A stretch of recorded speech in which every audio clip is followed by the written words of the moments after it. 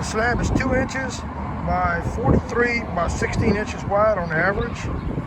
Now this thing is between 19 and 19 and a quarter inches tall. It's a really nice coffee table, or you can use it as a bench if you'd like to. We're going to be putting some rubber feet on the bottom of it so it doesn't mark up your flooring. It's sweet gum wood, black steel edge. Everything is handmade. Nothing came from a Chinese factory.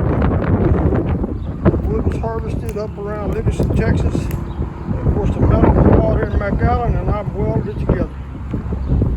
Got 3 coats of polyurethane on it. A lot of spalting on top of the wood.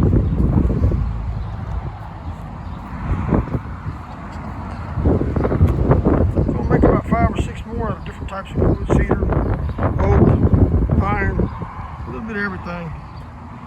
So sweet gum's not your thing. Stay in touch. We might have something you might be interested in later on.